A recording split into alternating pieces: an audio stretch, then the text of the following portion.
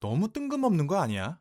빌런입니다. 이번에 리뷰할 브랜드는 오메가 모델은 스피드마스터 문워치 역팬더입니다. 소중한 시계를 대여해주신 동네 주민 구독자님께 감사드립니다. 뭔가 이상한 시점에 스피드마스터 역팬더가 출시되었습니다. 화이트 레커 이후에 고작 1년 10개월 만에 출시인데요. 일반적으로 시계의 신작 발표가 5년 이상 소요되는 것에 비해서, 그리고 문워치 클래식과 화이트 레커 사이에 3년이 넘는 시간이 소요된 것에 비해서 굉장히 빠른 간격을 두고 만들어졌습니다. 화이트 레커가 너무 잘 팔렸거나 아니면 화이트 레커가 너무 안 팔렸거나 둘 중 하나일 텐데 아마도 전자일 가능성이 높아 보입니다. 물 들어올 때 노 저어야죠. 스피드마스터 문워치는 말 그대로 달에 다녀온 시계입니다. 우주나 달에 갔다 온 시계는 생각보다 많아요. 우주 비행사들은 개인 소지품으로 시계를 가져갈 수 있었거든요. 그래서 롤렉스든 세이코든 여러 브랜드가 우주에 간 기록이 있습니다. 하지만 스피드마스터가 특별한 이유는 나사가 공식 테스트로 선발했고 실제로 아폴로 13을 통해 하나의 상징이 되었습니다. 단순히 누군가 손목에 차고 올라갔다가 아니라 기관이 하나의 표준으로 선정해 임무에 투입했다는 기록이 남아있어요. 시계에 관심 없는 사람들 혹은 시계질을 이제 막 시작한 사람들에게 이게 그 유명한 문워치야 라고 보여주면 거의 대다수가 장난감 같다 혹은 못생겼다고 말합니다. 제가 봐도 못생겼습니다. 현 시점 비교적 큰 사이즈의 둔탁한 디자인, 모여라 눈, 코, 입, 서브 다이얼 비율과 협소한 베젤, 대다수의 아이코닉들이 정답에 가까운 비율과 디자인으로 서로 형제처럼 닮아갈 때 스피드마스터는 어설프고 못생긴 불완전함을 그대로 두었습니다.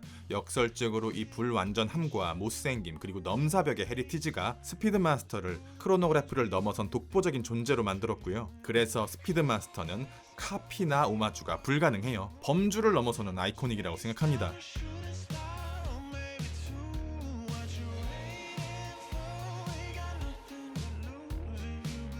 42mm의 비교적 큰 사이즈 13.54mm로 기본 사파이어보다 조금 더 두껍습니다. 47.5mm로 러그 투 러그는 짧은 편이고요. 러그 20, 142g. 역팬더는 가격이 많이 올랐습니다. 1,450만원.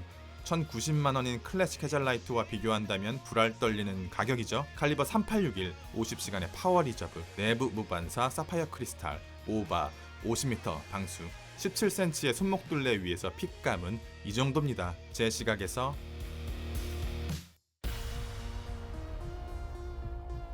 측면에서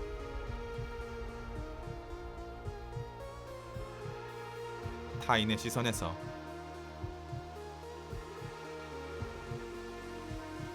42mm로 스펙만 보면 애매하게 큰 사이즈거든요. 그런데 이상할 정도로 손목에는 잘 붙어요. 신형으로 넘어오면서 테이퍼드 브레이슬릿, 피메일 엔드링크, 미세 조정 버클 이런 직접적인 이유도 있지만 상당히 긴 시간 동안 케이스 프로파일 자체도 아주 조금씩 다듬어져 왔거든요. 러그 투 러그만 손목이 허락한다면 불편한 시계는 아닙니다. 원래 오메가는 스피드마스터의 한에서는 한정판 장사를 했었습니다. 한정판이라는 게 지금 아니면 구할 수 없다라는 인간의 공포심을 활용하는 마케팅 방식인데 이 방식이 스피드마스터의 가치를 올리는 데 도움이 되지 않는다고 판단한 것 같아요. 컬렉터의 입장에서 한정판은 굉장히 필요하거든요. 물건을 구매하는 게 아니라 퀘스트를 하나 깨는 것과 비슷한 느낌이고요. 최근에는 리셀 문화가 활성화돼서 이 피로감이 말도 안 되는 수준으로 올라왔어요. 또 브랜드 입장에서도 이 방식은 이게 정말 인기가 많아서 팔린 건지 아니면 한정판이라서 팔린 건지 알 수가 없습니다. 그리고 최근에 출시한 한정판들의 평가가 그다지 좋지 않고요. 너무나 많은 한정판들을 남발해서 나올 만한 조합이 거진 다 나왔어요. 재정립이 필요한 시점이었습니다. 이제 스피드마스터에게 한정판은 없습니다. 아이코닉의 정체성이 깔끔해졌고 컬렉터들의 피로감이 사라졌습니다. 오메가의 조급함은 줄어들었고 스피드마스터에 대한 자신감이 흘러넘치는 게 보이네요. 지금 구입 가능한 스피드마스터는 7가지입니다. 오리지널리티, 클래식 헤잘라이트와 사파이어,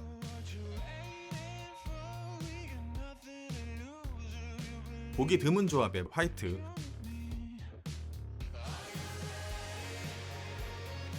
이상적인 사파이어 글래스 포이스, 실적에 필요한 스누피 3세대와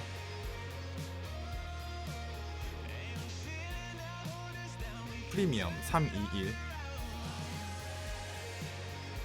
이번에 출시한 역 팬더까지 이번 역팬더로 넘어오면서 클래식에서 50% 가까운 가격 상승이 있었습니다. 이걸 용서할 만큼의 드라마틱한 변화가 있었을까요? 중요한 순서대로 말씀드릴게요. 글래스의 곡률이 바뀌었습니다. 이건 개취인데요. 저는 시계를 구입하는 데 있어서 글래스의 소재와 곡률이 정말 크리티컬한 요소입니다. 단순히 외형적인 요인뿐만 아니라 글래스의 곡률, 질감과 온도감이 다이얼의 소재나 색감과 만나면서 상호작용하는 것들까지 바라보고 있거든요. 이 기준으로 클래식 사파이어 글래스의 곡률은 용서가 안 됩니다. 역팬더의 글래스는 클래식 헤잘라이트나 포이스의 완벽한 곡률까지는 아니지만 그래도 참을 만한 수준까지는 올라온 것 같아요. 그래서 시계의 두께가 0.4mm 정도 두꺼워진 이유도 이 글래스 곡률의 변화 때문이라고 생각합니다. 프린트 인덱스에서 아플리케 인덱스로 바뀌었습니다. 프린트 인덱스는 클래식에만 들어가고요. 그 외는 아플리케 인덱스가 들어가는데요. 앞으로 이렇게 투 트랙으로 갈 것 같아요. 프린트 인덱스는 조합을 타지 않아요. 하지만 이런 아플리케 인덱스는 다이얼과의 조합을 봐야 합니다. 그런데 이 인덱스가 블랙 레커 다이얼과 좋은 합을 보여줄까? 저는 아니라고 생각해요. 제가 가지고 있는 호이어 까레라 역시 동일한 아플리케 인덱스를 사용하고 있습니다. 하지만 여기서 합이 좋아 보이는 이유는 블랙 다이얼이 레커가 아닌 매트인데다가 이 블랙 매트 다이얼과 합을 맞추기 위해서 보여지는 아플리케 인덱스 제일 윗부분에 샌드블라스트 마감을 입혀서 가변적인 요소들을 덜어내줬거든요. 블랙 플러스, 매트 마이너스, 아플리케 인덱스 플러스, 샌드블라스트 마이너스 이렇게 밸런스를 잡아준 덕에 완성도가 잡힌 느낌이 듭니다. 스피드마스터 화이트 레커도 마찬가지로 이 합을 고려해 줬습니다. 두툼한 화이트 레커 다이얼 위에 블랙 PVD 코팅이 입혀진 아플리케 인덱스를 올려서 화이트 마이너스, 레커 플러스, 아플리케 인덱스 플러스, 블랙 PVD 마이너스 이렇게 밸런스를 잡아줬는데 역팬더는 블랙 플러스, 레커 플러스, 아플리케 인덱스 플러스, 폴리싱 마감 플러스 여기다 강렬한 대비를 보여주는 역팬더 서버 다이얼까지 뒤에서 받쳐주는 요소들이 부족해요. 시계를 바라보면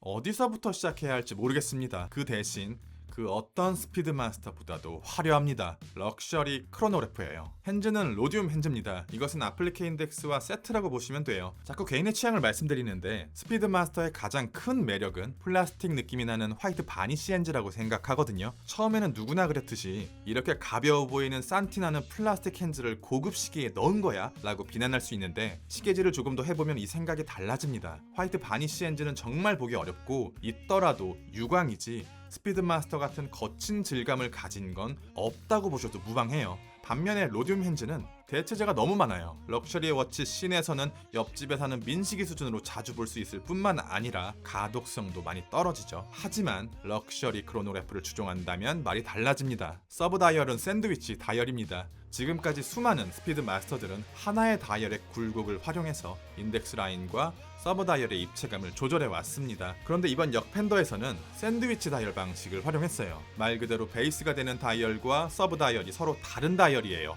그리고 이 두 개의 다이얼 사이에는 시계의 챕터링과 같은 역할을 하는 로디움 링이 들어가 있고요. 자연스러운 이어짐이 아니라 싱크홀같이 푹 들어가 있기 때문에 기존의 스피드마스터에 익숙한 제 눈에는 약간의 이질감이 느껴지지만 럭셔리 크로노그래프라면 이게 더 맞는 선택으로 생각됩니다. 마지막으로 세라믹 베젤입니다. 스피드마스터가 클래식에서 벗어날 수 없는 가장 큰 이유가 클래식을 상징하는 이 알루미늄 소재의 사용 때문이었는데 이것을 세라믹으로 바꿔주면서 321과 동급의 럭셔리함을 갖게 되었습니다. 그런데 다른 스피드마스터와 다르게 다이얼 안쪽에 워낙 화려한 요소들이 많기 때문에 시계에서 세라믹 베젤이 큰 지분을 가지고 있지는 않습니다. 코엑셜 이스케이프먼트가 장착된 수동 와인딩 무브먼트 칼리버 3861은 위대한 무브먼트라고 생각합니다. 탁월한 항자성을 입증받은 마스터 크로노미터, 실리콘 밸런스 스프링이 장착된 프리스프랑 밸런스, 로디움 도금 마감과 제네바 스트라이프. 이게 스와치 그룹이고 오메가라서 가능한 무브먼트고요. 독립 브랜드에서 이 정도 무브먼트를 만들었다 가정한다면 최소 5천부터 시작할 겁니다. 무브먼트를 고려한다면 스피드마스터는 여전히 저렴하다고 생각해요. 하지만 케이스와 브레이슬릿이 가격에 맞는 빌드 퀄리티를 보여주는가? 9세대와는 비교할 수 없을 정도로 드라마틱하게 좋아졌지만 브레이슬릿과 버클은 여전히 구린 편입니다. 스피드마스터를 원한다면 클래식 헤잘라이트, 무브먼트를 봐야 한다 사파이어, 뚱뚱한 케이스가 싫다 포이스, 그런데 나는 돈이 많다 321, 재미가 필요하다 스누피, 럭셔리 크로노래프를 원하는데 깔끔한 걸 좋아한다 화이트, 화려한 걸 좋아한다 역펜더. 개인적으로 클래식 헤잘라이트와 사파이어의 장점만을 모은 통합된 스피드 마스터가 출시되거나 알래스카 프로젝트 혹은 펜더를 기다리고 있습니다. 리뷰는 여기까지. 빌런이었습니다. 감사합니다.